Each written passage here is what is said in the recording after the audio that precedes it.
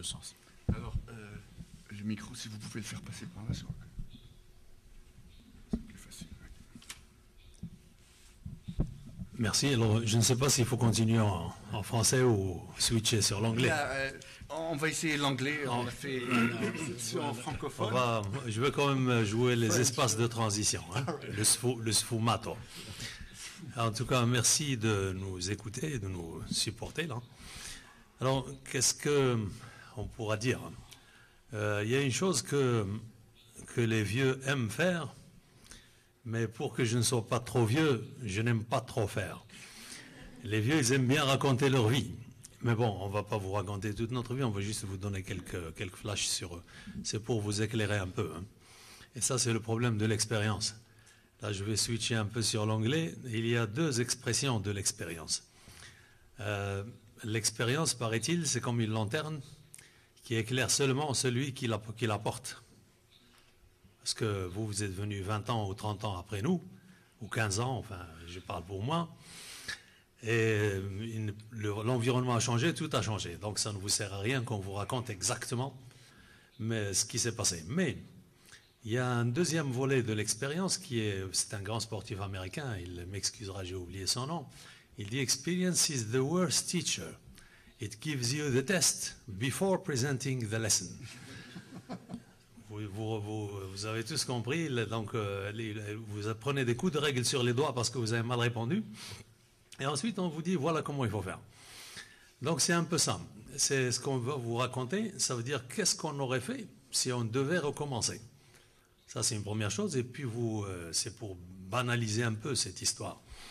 Alors, personnellement, moi, je suis de formation, donc j'ai fait une école d'ingénieur, hein, l'École nationale de l'industrie minérale à Rabat, au Maroc. Et j'ai continué en France, à l'École des mines de Nancy, et j'ai fait un doctorat de 3e cycle. Bon. Mais je refuse quand même comme dans le titre de docteur parce que vous êtes minimum docteur d'État. C'est pour ça que je suis un de vos collègues. Je me suis inscrit en doctorat national. Hein. Je suis donc un jeune étudiant de presque 60 ans. Alors, mais j'ai fait l'erreur, j'ai gardé le métier. C'est dans mon métier. Métier de base qui est la métallurgie, le traitement des minerais, bon, les roches industrielles. Je vais vous citer deux petits exemples. Mes amis ont suffisamment développé l'histoire de l'importance de la relation humaine et de la relation des hommes. J'ai eu peut-être une chance, mais c'était sur un coup de tête, parce que je voulais échapper à un contrat avec l'administration, je demandais à travailler au Sahara marocain, et ça venait de démarrer là-bas, alors il y avait toutes sortes de gens. Il y avait des Espagnols, et ça m'a servi, parce que le peu d'espagnol que j'ai appris au lycée, j'ai pu le pratiquer. Il y avait les Sahraouis d'origine, hein, les gens qui étaient là-bas sur place, qui parlaient l'espagnol et l'arabe, l'Hassania. Il y avait les gens du Nord. Hein. Le Nord, Agadir, c'est le Nord, hein, pour l'Ayoun. Donc, qui manipulent le français et qui se prennent pour de grands messieurs, parce que c'est eux qui connaissent les phosphates et ils descendent chez ces bédouins de Hassani, alors que c'est pas vrai. Et il a fallu donc communiquer avec tous ces gens. Il y avait aussi d'anciens mercenaires, d'anciens légionnaires. Hein. Il y avait des Espagnols qui avaient un casier judiciaire comme ça, mais qui avaient été recrutés parce que, bon, il n'y avait personne, et qui se sont révélés d'une très grande honnêteté. Alors, on a appris des choses. Et j'ai aussi... Bon, tout à l'heure, quelqu'un m'a demandé où est-ce qu'on peut trouver des idées d'innovation ou qu'est-ce qu'on peut inventer. Des fois, la pression du client, vous risquez de perdre un marché. Et nous avons eu des problèmes avec des éléments pénalisants du phosphate. J'étais dans les phosphates, hein, je ne sais pas si je l'ai dit. Et donc, c'était ça, enlever le cadmium des phosphates ou ne rien vendre. Et donc, nous avons eu, même si vous avez la connaissance, il a fallu quand même chercher. Et nous avons eu, personnellement, j'ai participé, enfin, mon nom est associé aux deux brevets d'invention pour l'élimination à haute température du cadmium dans les phosphates. On a fait aussi des modifications sur place qui sont, excusez-moi le mot, hein, elles sont géniales, tellement elles sont simples qu'on n'a pas trouvé tout seul. Mais ce n'est pas celles-là desquelles je suis le plus fier, ni les brevets d'invention, ni rien. C'est les petites choses et les complicités qui naissent lorsque les gens vous font confiance. Et là, je rends honneur à un certain M. Zaouia. Ce n'est pas le directeur, parce qu'il y a un directeur qui s'appelle Zaouia, c'est un maçon. Ce maçon, il fait répare les fours, les briques réfractaires pour les gens qui connaissent, mais aussi on lui fait faire des petits travaux de maçonnerie. Alors il y avait un problème de sécurité, J'ai vu un de nos agents traverser une voie où il y avait des véhicules qui circulaient parce qu'ils étaient payés à la tâche. Il a failli se faire écrabouiller. Alors je me suis dit ça, il faut qu'on trouve une solution. Alors devant le pas de la porte, j'ai fait mettre du béton avec une belle barrière en fer forgé, hein, parce qu'on avait quand même quelques ferrailles à récupérer. Et ce monsieur Zawiya, je lui ai dit, mais ces bureaux-là, ils existent depuis les années 50. Il me dit oui. Mais alors pourquoi c'est aujourd'hui seulement qu'on est en train de faire cette barrière qui va obliger les gens à s'arrêter et à regarder? Bon. Donc il n'y avait plus de risque d'accident. Alors il me dit en arabe, donc c'était une critique sévère du management. Il dit, mais il suffit que les gens disent, moi je tiens la truelle tous les jours, hein. Si vous ne me dites pas, je ne le fais pas. Donc vous voyez un peu le jeu. Si vous voulez, il y a beaucoup de choses à apprendre de chez les gens simples. Mais à condition, parce qu'eux, ils passent 8 heures par jour ici, à cet endroit-là. Vous passez 2 minutes, 5 minutes. Comme on dit Ismail Akhlei tout à l'heure, il peut vous donner une bonne idée qui vaut 30 ans d'expérience, mais il suffit que vous lui donniez 1 minute pour l'écouter. Alors, dans le travail que nous faisons, en tant que peers, hein, en tant que société personnelle, je compte plus sur le réseau. Je n'ai pas les moyens de recruter 2000 personnes, hein, ni 100 personnes, ni 5 personnes, ni 10. Mais bon, il y a un réseau et il y a des amis qui sont partout dans le monde, hein, qui nous renvoient des idées, on s'échange des trucs. Mais le métier de base, c'est un métier très technique. Je suis metteur en route, je viens de mettre en route une petite usine dans la région de Ouarzazate, à 1500 mètres d'altitude, il neige, il faisait moins 10 degrés. Et puis après, on va quelque part dans Araba pour animer un séminaire de formation. Et j'ai accompagné des entreprises pour la gestion de projets, le project management. Il ne faut pas l'oublier, hein. Même si vous êtes des ingénieurs, le management de projet, c'est une technique, c'est une méthodologie que vous devez absolument maîtriser. Parce qu'il y a une différence entre savoir-faire, mais aussi organiser le savoir. Et c'est du savoir organisé, du savoir-faire organisé, et c'est une source de progrès et d'innovation, les projets. Un projet, c'est destiné soit à faire un saut technologique, soit à aller vite, soit à baisser les coûts, à baisser des contraintes. Nous intervenons donc, c'est ce qu'on appelle le shop floor knowledge, hein. C'est vraiment le technique de base, hein. Et ça, il y a un risque de déperdition si on ne le maintient pas. C'est pour ça qu'on a besoin de spécialistes pointus. On ne peut pas faire des généralités, venir comme ça, tout gentil, et dire « ouais, vous appliquez ceci ». On ne peut pas. La physique nucléaire, elle demande d'avoir une connaissance très précise et très spécialisée de la technologie nucléaire. Les technologies médicales, la même chose. Mais il y a le management de ce savoir-là, qui, lui, c'est le travail du manager, que vous allez devenir. Excusez-moi.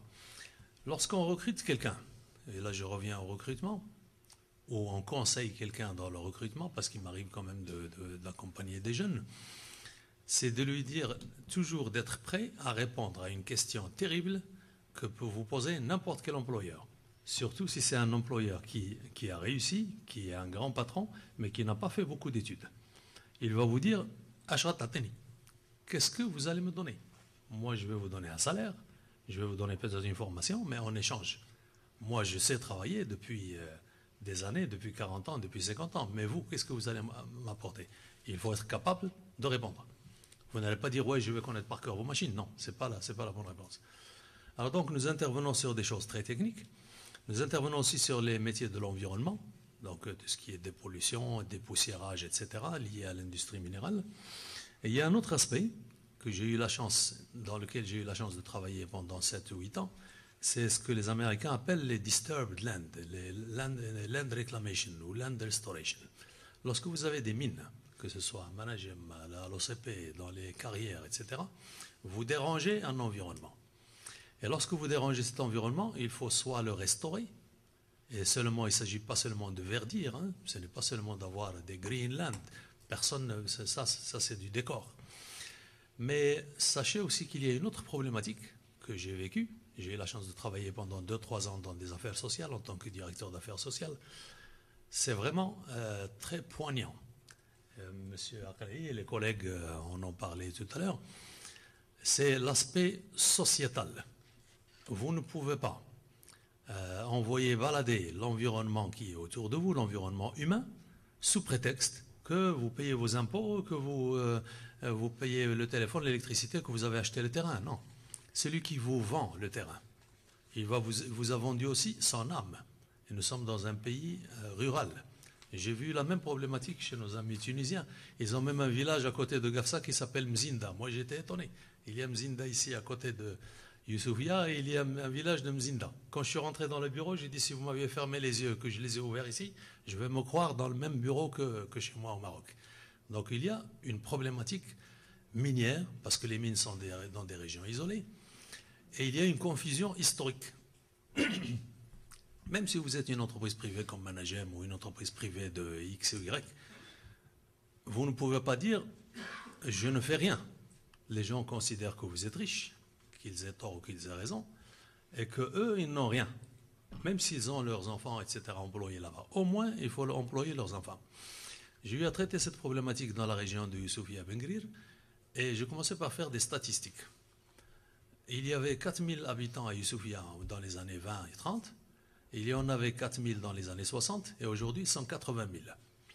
Et tout ça, ce sont des gens qui sont nés de la mine ou qui se sont installés là-bas. Et ils ont mis au monde 20 000 enfants. 20 000, et il y a 15 000 qui sont en âge de travailler, entre 18 ans et 30 ans, qui sont la majorité au chômage, parce qu'ils ont déposé des demandes d'emploi. Alors, la problématique qu'on a eue, on a dit, dans la mine, la mission de la direction générale était claire. Vous connaissez nos programmes de recrutement, vous savez les âges de départ à la retraite, donc vous savez très bien que même si on recrute la même chose, on ne va pas recruter plus de 3 000 ou 4 000 personnes. Alors il reste 10 000. Il faut avoir le prix Nobel d'économie si on arrive à faire travailler tous ces jeunes. Donc il faut raisonner sur d'autres choses. Et ça, c'est ça la force d'un ingénieur. C'est qu'en utilisant son cerveau, en modélisant, mais pas avec des modèles mathématiques, il faut un modèle intellectuel. Il faut arte e scienza, comme on a dit tout à l'heure. Il faut combiner le côté sfumato, c'est-à-dire le côté flou. Utiliser la logique floue si vous voulez en mathématiques, mais il faut raisonner en intégrant la composante sociale. Alors quand j'ai eu à traiter ça, en réunion avec M. Louali à l'époque, qui est le gouverneur régional, on vient schéma directeur, autoroute, voie express, et le soir il y a une vieille femme qui vient, je trouve 50 personnes qui attendent dans le couloir, elle avait déjà la maladie de Parkinson, et elle me dit, fiston, est-ce que je peux avoir une baraque? C'est des maisons abandonnées. Il y a mes enfants qui m'ont abandonné. Je suis la 4e femme de mon défunt mari. Il est décédé dans les années 60. Il me reste, alors sur les $1000, sur les $100 par mois qui lui restaient avec les 4 femmes, elle avait $20 par mois. 200 dirhams, 250 dirhams. Qu'est-ce que vous allez faire? Je m'excuse de vous interrompre. On va essayer de passer au débat et laisser parler nos collègues tunisiens. Alors, autre chose qu'il faut aussi préciser sur la région Khouribga, les universités, il n'y en a pas énormément. Donc, il y a aussi des priorités qui ont été... Justement, ça nous a amené... Je vais très vite. Dans 30 c'est la raison pour laquelle il n'y a peut-être pas de corrélation entre la formation et les emplois. Alors, justement, nous avons été intégrés, grâce à Dieu, je dirais, dans des logiques de partenariat qui sont intéressantes à discuter.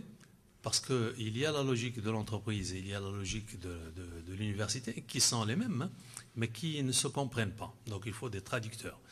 L'utilisation de l'environnement pour la création d'emplois et de richesses, je pourrais vous en parler tout à l'heure, peut-être si ça intéresse quelqu'un.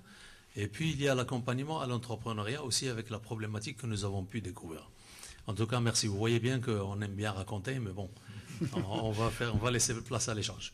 So I leave the floor now to our Tunisian colleague, so that you may intercede and enrich the current debate. So please introduce yourself and if you could follow up on these issues in English if possible. Okay, of course, be nice. Even if it will be easier for me to make it in French, but I've prepared already this talk in English, so I will do it in English. Okay, thank you, sir. I will introduce first myself. My name is Bshir Ghali. I'm from Tunisia. I'm first of all an engineer in mechanical energetics. I've made all my studies in France. I spent a long time in France. and work of many subjects in France.